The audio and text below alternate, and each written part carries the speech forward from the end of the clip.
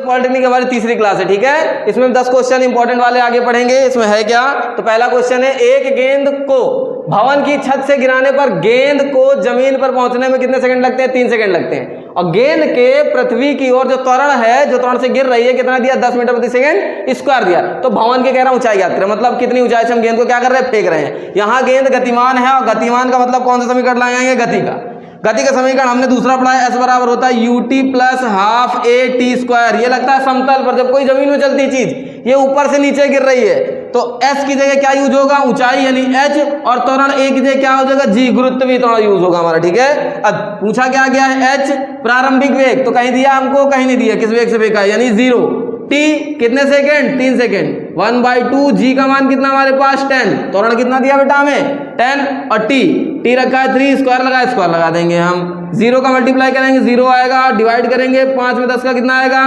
2 का 5 10 में 5 आएगा। गुणे 3 का स्क्वायर कितना होता है बेटा? 9। जैसे ही इसका गुणा कराएंगे 9 बना कितना आ जाएगा? 45 मीटर।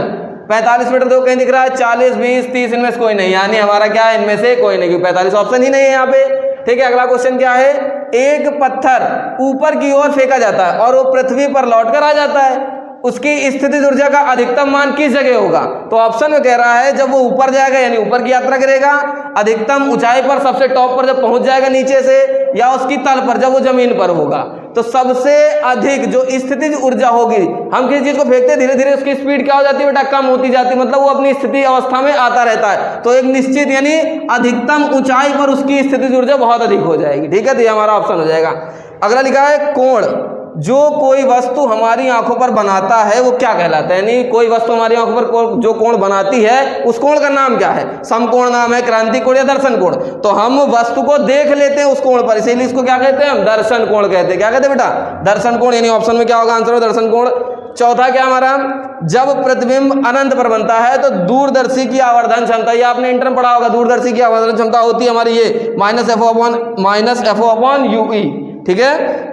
5वां नंबर जो क्वेश्चन है हमारा, वो क्या दिया है? बंद की, मतलब ये की का मतलब बेटा यहाँ बटन है, ठीक है। यानी बंद बटन को हम किस सिंबल से प्रदर्शित करते हैं? तो हमने देखा ये है, तो आप बताएं। देखो ये हो नहीं सकता, इसको हम कहते हैं क्या बेटा? इसको हम धारिता या संधारित प्लेट, ठीक है।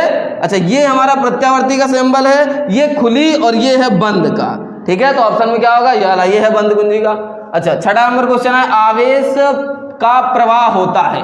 जब आवेश गतिमान होता है तो क्या उत्पन्न करता है? ऊर्जा, कार्य, धारा या विभव? तो विद्युत धारा बनाता है। क्या बनाता है बेटा?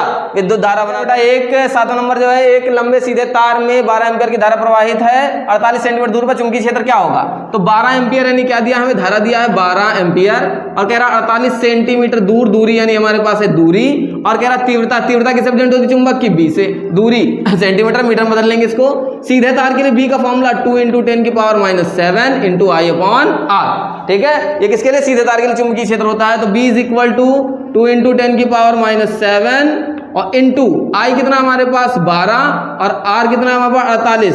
तो मीटर में बनाएंगे 10 की घात -2 से क्या कराएंगे? इंटू कराएंगे इसमें हम, डिवाइड करो तो 12 चौको 48, 2 एकम 2 दूनी 4। तो b = ऊपर आया 1 × 10⁻⁷। ये माइनस की पावर बेटा ऊपर जाएगी, किस में जाएगी? प्लस में। और नीचे कितना बचा? 2। डिवाइड करेंगे तो b = कितना आ जाएगा?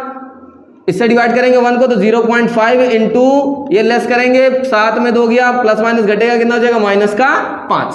थोड़ा सा और हल कर लेंगे आंसर मैच करने के लिए, तो ये पॉइंट पीछे खिसकाएंगे। तो जैसे ही पीछे खिसकाएंगे ये क्या हो जाएगा? एक माइनस में और चला जाएगा, तो 5 कितना हो जाएगा? 6।